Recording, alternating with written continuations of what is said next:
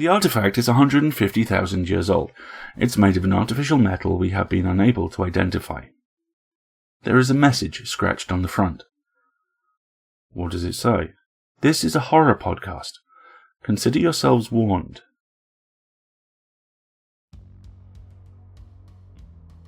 PseudoPod, episode 952 for December 6th, 2024. Onitsha, Maine, Ochanja, the Twins, Nkpor, and the Shadows of Shoprite by Somto Ehezwe. Narrated by Solomon Asadalo. Hosted by Kat Day. Audio by Chelsea Davis. Hey everyone, hope you're all doing okay. I'm Kat, assistant editor at PseudoPod, your host for this week, and I'm excited to tell you that for this week we have Onitsha, Maine, Ochanja, the Twins, Nkpor, and the Shadows of Shoprite by Somto Ehezwe. This story first appeared in the 2024 anthology Escalators to Hell, Shopping Mall Horrors. Somto Ehezwe is a Nigerian Igbo writer, editor and filmmaker. He is a creative writing MFA student at the University of Maryland and an alumnus of Clarion West. He is also a recipient of the Mandela Institute's AYNM Fiction Prize and the Horror Writers Association grant.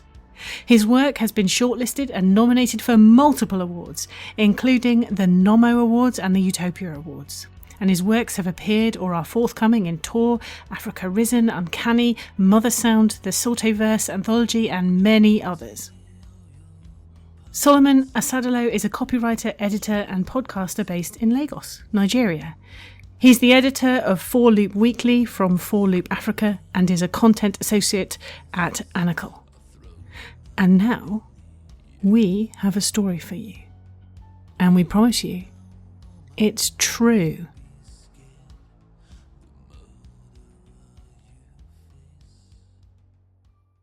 Onitsha, Maine, Ochanja, the Twins, Nkpor, and the Shadows of Shoprite by Somto Ehezwe. Narrated by Solomon Asadalo. Onitsha, Maine. It started with the Gary sellers. Basin by basin, their grains went grey with mold. Stall by stall, they all shut down. The small-scale carpenters down by the port were next. With soaring prices, they could not afford to transport their production materials into town. The Abada textile dealers packed up their bales of fabric and locked them in a warehouse. They planned to wait out the crisis. One morning, they woke up and found the warehouse raised, their fabrics with it. The Abada women wailed. The Abada women rent their clothes and rolled in the dirt. The flames roared higher. This was how they knew. Onitsha Main Market, the largest market in West Africa, had gone missing. The town of Onitsha had never faced a crisis of this scale. Many bordering towns also relied on Onitsha, Maine for trade and business. His siblings, the major markets in town, Ochanja, the Twins, Relief and Headbridge, and the youngest of them, Nkpor, had looked everywhere. They looked in the Niger River. Onitsha, Maine was not there. They visited their cousin Ariaria in Aba. Their brother was not there. They looked in ant hills, on camelbacks in the Sahara, in tomato baskets, and in every uttered word. It was like Onitsha, Maine had ceased to exist. I saw Onitsha, Maine in India haggling pepper prices, a spice caravan said. I saw Onitsha, Maine trudging through the Namibian desert, a cactus-turned houseplant said. I heard Onitsha, Maine dying. It was City Tech Library. Onitsha, Maine and City Tech Library had been many things but friends. The government had seized a considerable portion of land from Onitsha, Maine. They had turned down the shops and drove out the traders. On the land, they erected the high-end artificial intelligence library, City Tech. It did not end there. The government went further to divert funding from the first library of ancient arts and histories. With City Tech's ability to replicate original data and texts, the first library was considered redundant. This led to its dilapidation and consequent shutdown. The first library had been a dear companion to the markets, to Onitsha main especially. The elder market always visited.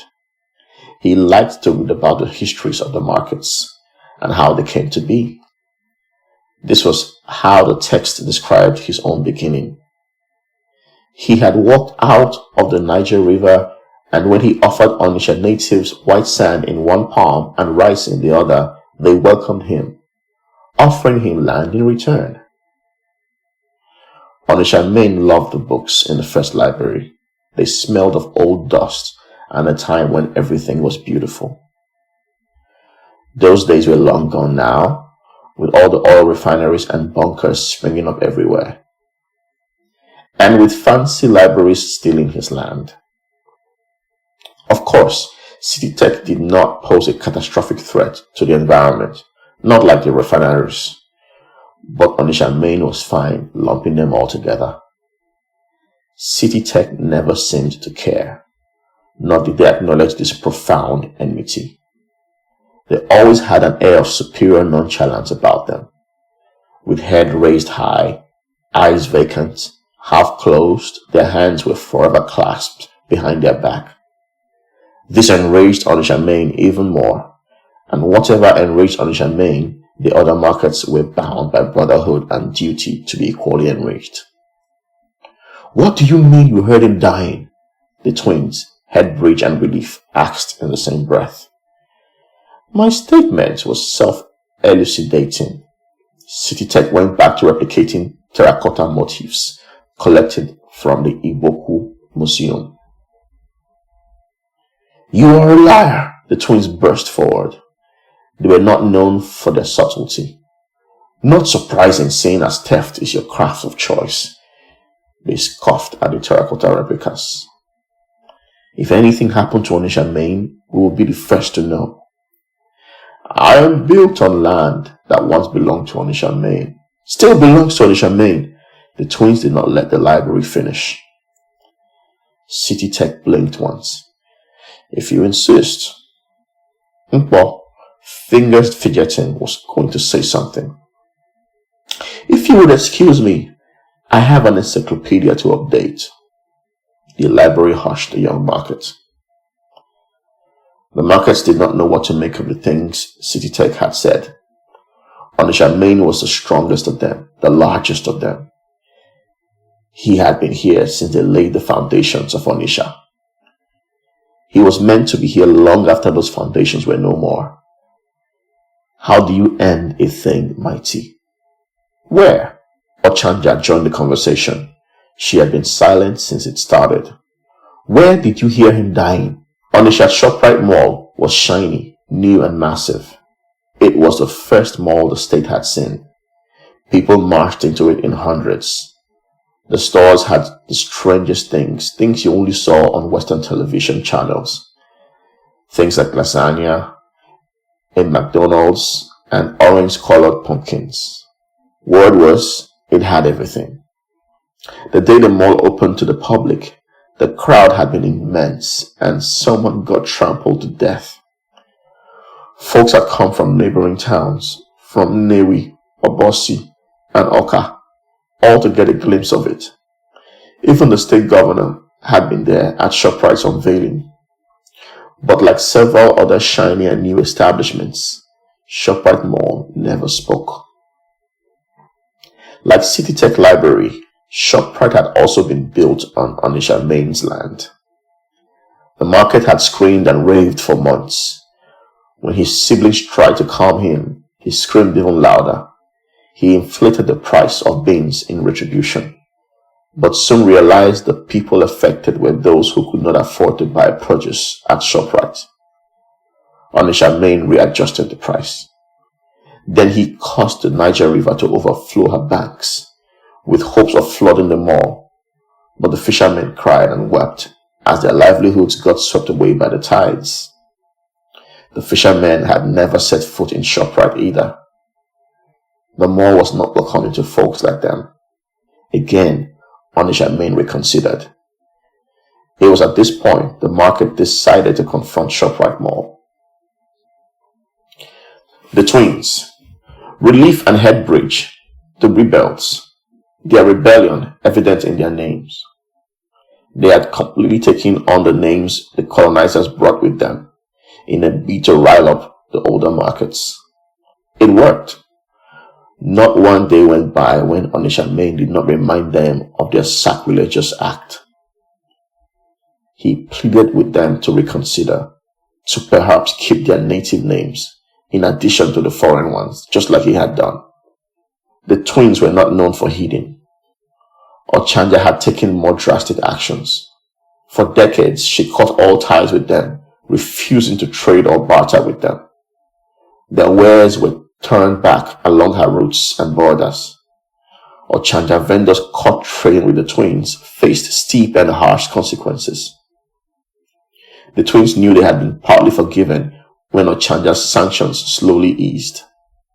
But the twins had more rebelling in store. They interacted and did business with smaller markets, employing trading systems only allowed among the 5 major markets.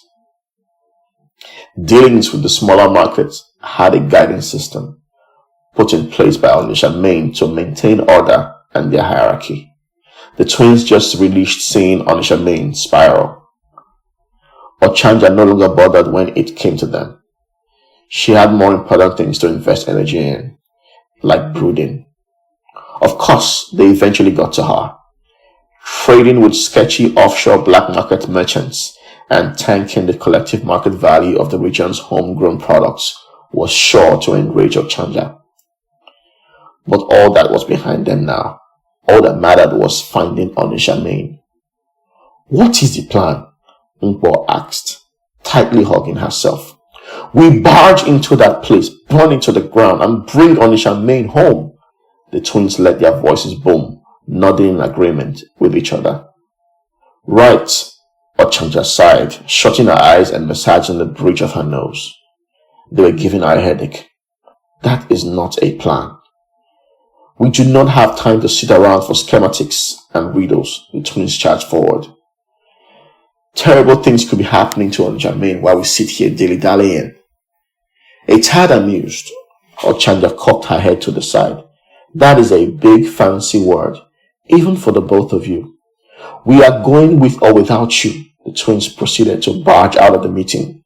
Pausing in their tracks, they spun back around, their eyes wild and erratic. "You never liked Onitsha Main. You hated that he was the first of us and not you. We know his predicament brings you joy." And silence met silence. "There is one thing you still do not have." Ochanja rose, meeting their glare with calmness. "A plan." The twins were visibly seething at this point. They were usually on the other ends of exchanges like this. Usually the ones provoking everyone else. A taste of their own medicine did not taste so good. The twins turned to Nkpor. "Are you coming with us?" I don't. Nkpor fumbled for words, her nervous eyes darting from Ochanja to the twins and back again. "Fine, we'll do it ourselves." The twins stormed out of the meeting. The twins stood before Shoprite. It was fenced and gated all around. The markets had no gates. They had no walls. A wall was a cage. How do you cage a thing mighty? The twins stared down the establishment. They stood, they waited until night gathered. They knew not what to expect, but they were going in anyway. "It is okay to be afraid." Headbridge took Relief's twitching hand in his. The twins only spoke in 2 distinct voices when they were alone. "We do not know what we are up against." Relief squeezed their brother's hand. "If they could hold Onitsha, what would they do to us?" "There's 2 of us, and..." Headbridge stopped. He was going to say one of them, but no one knew what Shoprite Mall was, or if they were just one. No one had ever seen them. No one had ever heard of them. No one had ever heard them. The twins took their first step into the mall together. "Can you feel that?" Headbridge inhaled. It's Onitsha, Maine, Relief exhaled. But it wasn't. Not entirely. Yes, Onitsha, Maine did exist in that feeling, but something was strange about it. Like an abhorrence of sorts. Like Onitsha, Maine was there and not there. And the feeling came from everywhere, shrouding the twins. We should split up. Headbridge let go of his sibling's hand. We've existed long enough to know that's a terrible idea. Relief tried to reach back for their brother. We need to cover more ground. Headbridge started to run down a hallway. Meet back here when you find something. He waved Relief goodbye as he disappeared down the hall. Relief disliked being away from their brother. Headbridge felt the same way. Without one another, the twins did not know how to be. In the beginning, they had been one market, but far removed from Onitsha, Maine and Ochanja, they had been lonely. So they split themselves in two, and have kept each other company ever since. Relief walked down a fruit and vegetable aisle. The market could not see the appeal. The food items were exceptionally plump and juicy, their colors radiant. Not that the markets didn't have aesthetically pleasing produce. Relief and their siblings just had a wider variety, ranging from the plump to the not-so-plump. The not-so-plump produce served a purpose. The masses found them affordable and readily available, especially during the food crisis, which was becoming a recurring theme.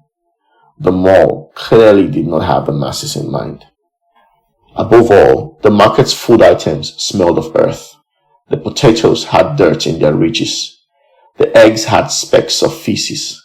Some of the oranges still had their stalks and leaves. The corn still held their silk, the coconut their husks, and the meat their blood. On the mangoes, one could still smell morning dew. In Shoprite Mall, there was no dirt, no feces, no blood. There was no earth in this place. Relief picked up a kiwi. The market had never seen such a fruit before. They gave it a whiff. Ugh! Relief tossed it. It smelled of rubber. You should not litter. It was Onitsha Main's voice. Relief had listened to it barrage themselves and Headbridge for decades, and would probably still hear the old market's voice long after they were dead. But the vessel that held the voice was formless, a thing unnatural. A weirdness. It had limbs where limbs should not be. It had eyes where eyes should not see. The voice came forth from where voices should not be heard. Not many things frighten a market. Their kind had seen wars come and go, plagues and pestilence, years bound over, people of all shades and creeds. But Relief had never seen a thing like this. It frightened them. Do not be afraid, the thing said. Bold of you to assume I am. Relief straightened up. I have heard of you, the thing went on. Seen you in your brother's memories. The weirdness paused. A long, unusual pause, like he was searching for something within itself. Relief, is it not? Should there not be two of you? The thing looked around, but Relief was not sure which direction he was looking. Give us our brother, or this will end unfavorably for you. The market's hand balled into fists. The last great war you endured was the Civil War of 76. The thing slithered forward. And make you a promise. This you will not endure. Relief did not intend to see that promise fulfilled. Kitchen knives materialized around them, like a giant halo. Their knives were known to cut deep and fast, the sharpest of all the markets, though Ochanja would disagree. Relief sent the knives pouring down on the formless thing like rain. The thing did not step away. It did not hide. It did not find cover. It let the blades find all the corners of its distorted being. In some corners, the blades splintered and the blades shattered. In other corners, the blades sabered through. Still, the thing stood, undaunted, 100 knives jutting out of it. Relief took many steps back. There is no running in this place. The weirdness stretched out all its hands in every direction. You are in my house. The floor tiles of the aisle began to rumble. The thing pulled its hands inwards, and the tiles rippled forward. Yanking relief along until the market's neck was clasped in the grip of the formless thing. It started to eat relief. It started with their face, and the market understood what it meant to die screaming. This is how relief would describe it. A child tearing at an overripe mango, skin and juice splattering all over. The thing gnawed at their ears, and relief heard the roof of their electrical appliances store crumble and fall. It tore at their tongue, and relief tasted the fruits in their market farms fester and rot. It clawed at their eyes, and relief saw fire, and fire, and fire. Relief thrashed, relief tore, and the abhorrence ate on. And Headbridge came running, his body taking the form of his most purchased item, machine spare parts. He grabbed the weirdness and flung it. The thing went crashing from shelf to shelf. What was that? Headbridge ran to his twin, helping them up. Is that Shoprite? Headbridge searched Relief's face for answers, and what he found sent a coldness tingling across his skin.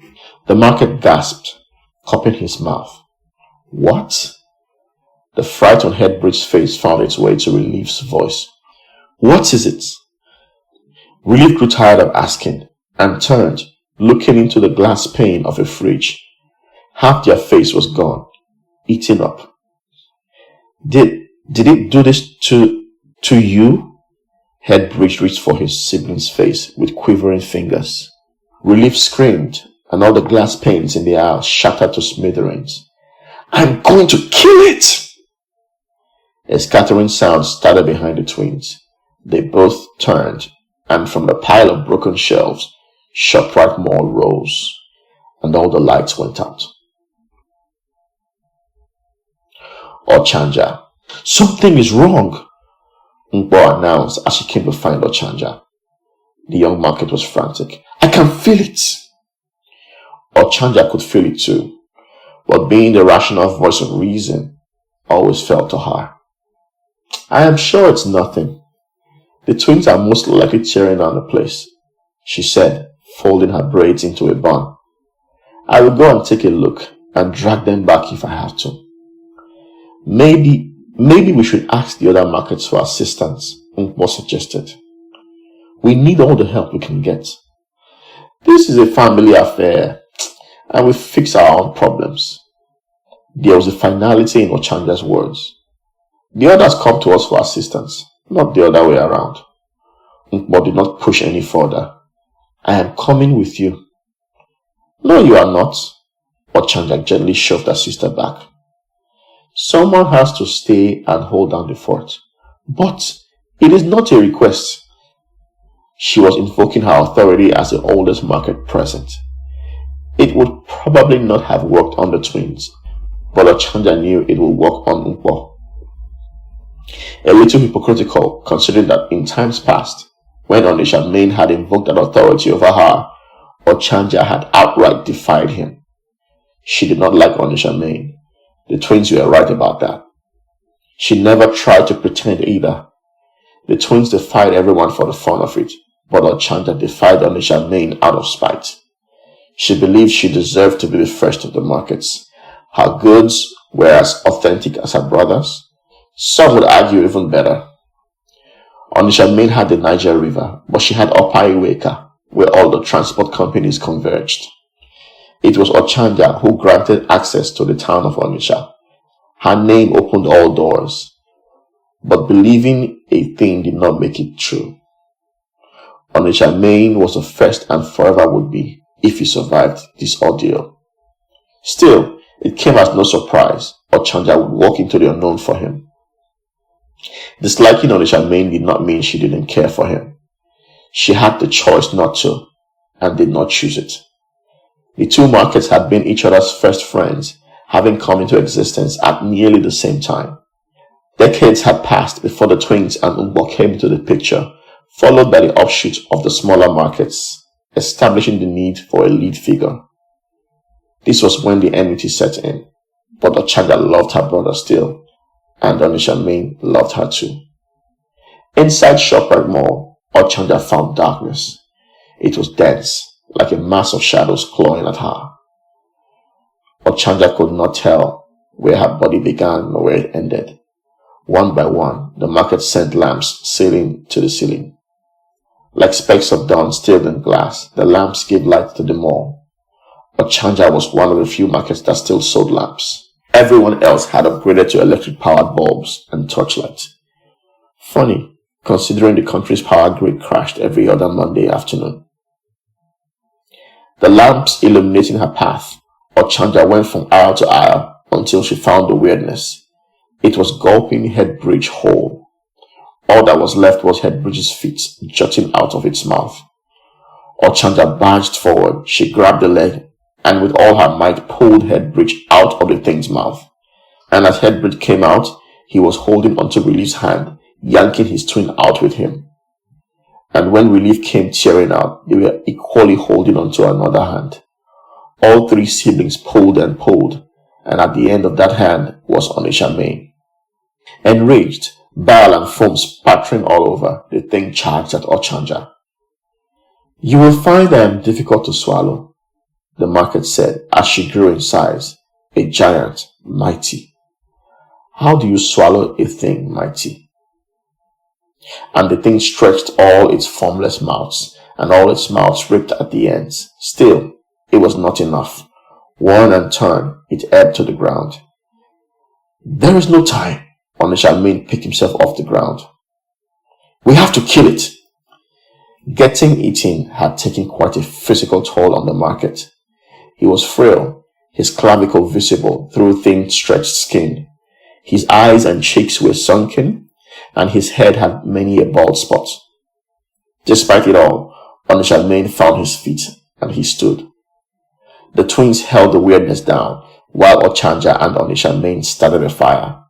Fueling it with cardboard papers and liquor, the fire burned fast. Orange-green flames sweeping across the aisles, eating through the shelves and reducing the mall to ash and singed rubble.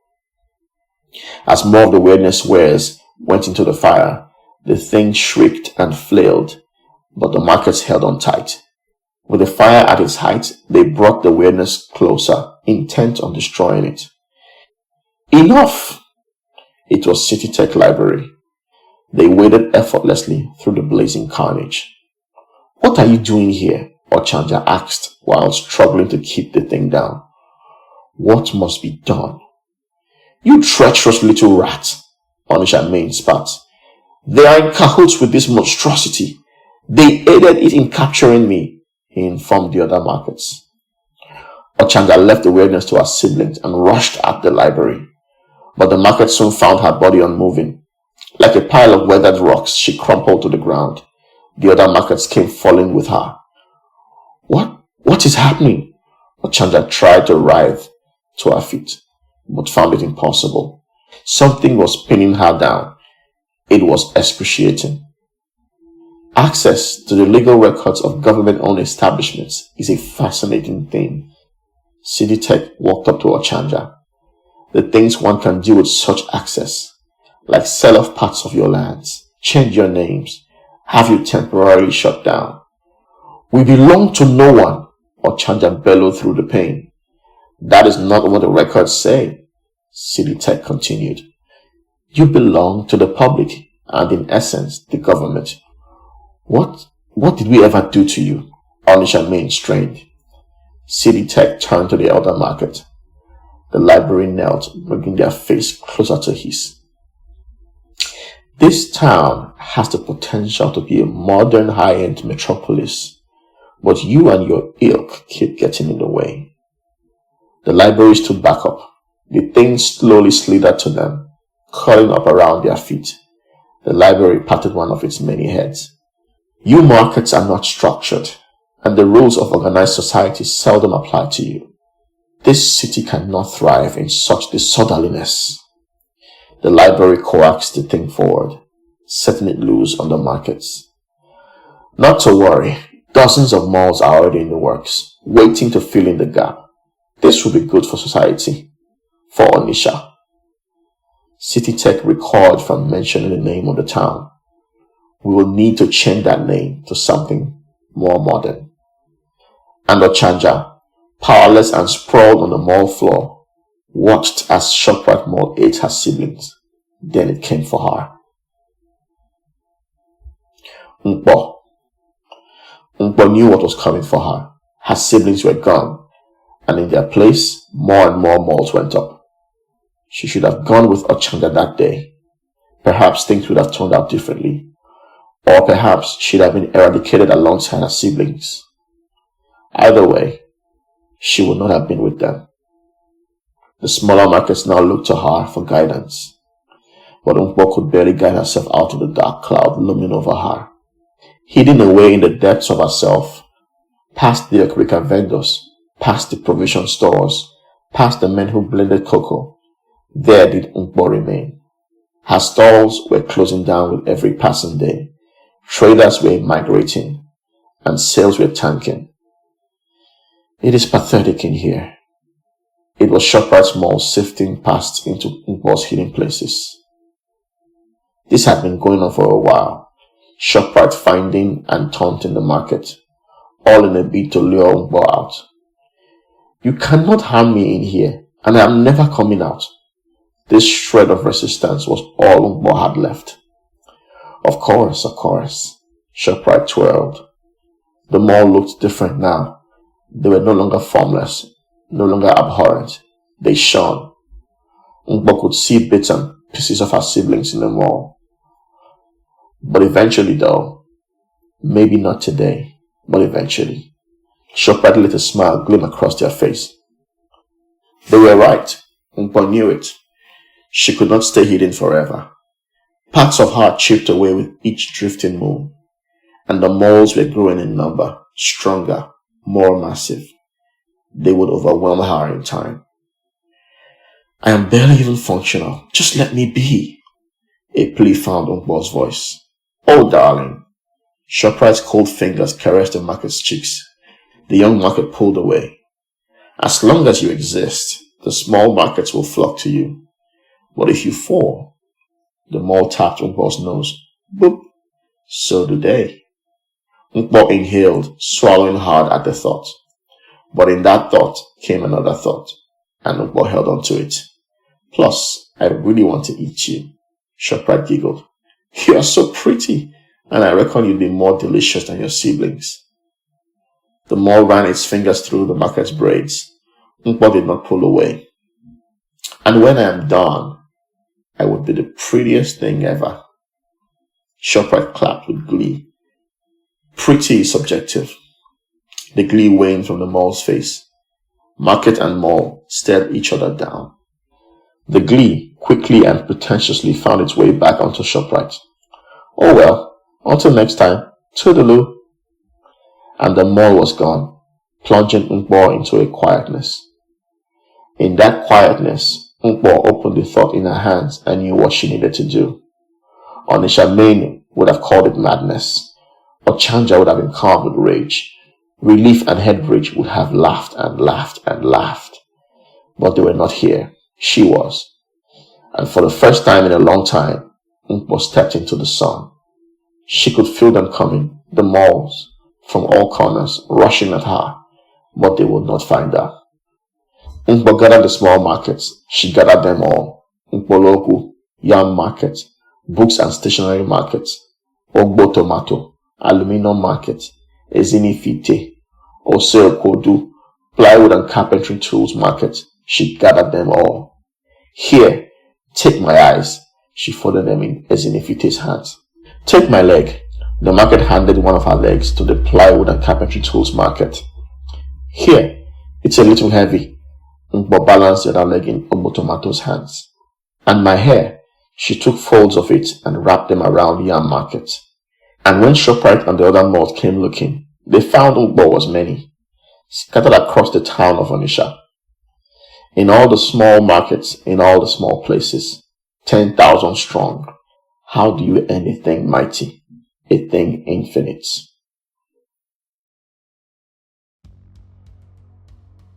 Well done.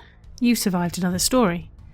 What did you think of Onitsha, Maine, Ochanja, the Twins, Nkpor and the Shadows of Shoprite by Somto Hazeway?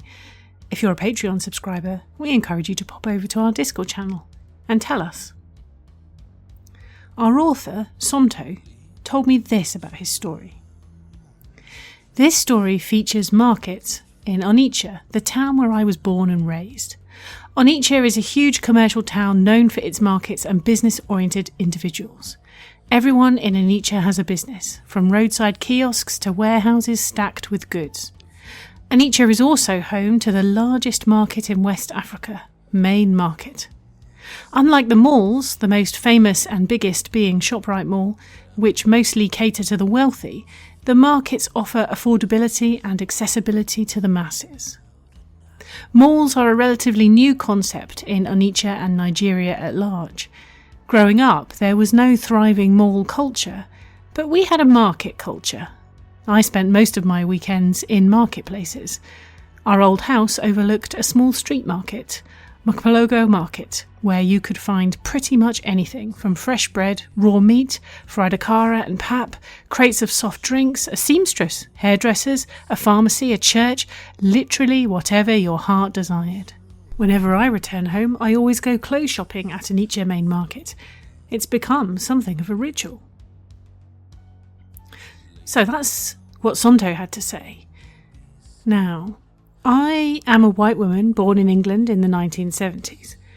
Colonialism is a dark and unpleasant part of my country's history and something many British people are unwilling to look too closely at.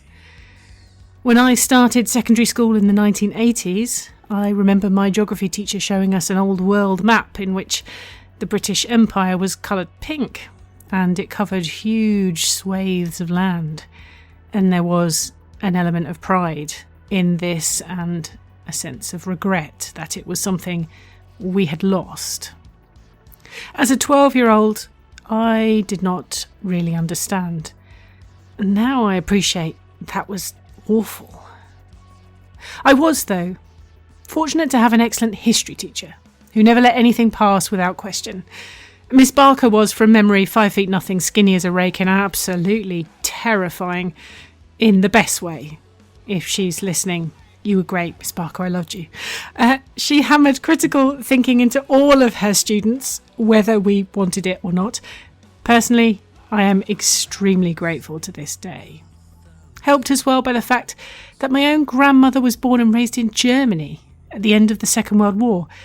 Although living in England as a British citizen by this time, she regularly pushed back against the things everyone knew about Germany and the Germans, and there was a lot of that then, dark dregs from the war, which was still very much living memory for many people. All of which taught me to always question tropes and assumptions. None of us will always get this right, of course, but the best we can do is to be aware. Unfortunately, there are many in this country who have not thought as hard as they might about the biases that are baked into all of us. And this is reason umpty-7 why stories are so important. Because a story like this one, it makes you think. It's one thing to read about the various wars and horrendous cultural damage caused by British colonialism in a history text or online or vomited out from some sort of AI monstrosity, and quite another to see and hear it brought to life in the form of a brilliant story. This is why I wanted so very much to run this at PseudoPod. All the places mentioned in this story are real. The history that Somto describes is real. The building that made up the main market in Onitsha, the largest in Nigeria, was destroyed during the Nigerian Civil War in 1968 and then rebuilt. And yes, that civil war, one of the first wars to be televised to a global audience, was the direct result of British colonialism.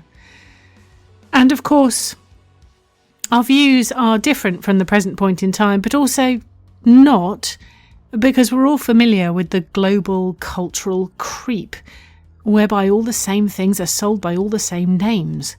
A few well-known brands taking over everything, making a handful of billionaires ever richer while everyone else, and everything else, is swallowed whole. Here it's Shoprite, again as Sonto mentions in his notes, a real brand, Africa's largest supermarket retailer, which has taken over many smaller businesses in its quest to expand. But insert any big brand really, anything that's virtually wiped small shops and stalls away from high streets and markets. You know the names I'm thinking of. The parallel is clear. A few powerful individuals taking over everything, bulldozing and homogenising everything in their path. Yes, it is horror. How do we deal with that? How do we fight back? Can we? I am generally of the opinion that horror stories should end on a down note. They're horror, after all. But here, I appreciate the hope Somto weaves into his ending. In all the small markets, in all the small places, 10,000 strong, how do you end a thing mighty? A thing infinite. So, yes, visit your market. Buy from the small shops that don't have glossy logos over their windows. Save the small places. Cherish them. Never give up. As long as the many still exist, together they are a thing mighty. Thank you, Somto, for letting us run your wonderful story. On to the subject of subscribing and support. PseudoPod is funded by you, our listeners, and we're formally a non-profit. One-time donations are gratefully received and much appreciated, but what really makes a difference is subscribing. A $5 monthly Patreon donation gives us more than just money. It gives us stability, reliability, dependability, and a well-maintained tower from which to operate. And trust us, you don't want breaches in our walls.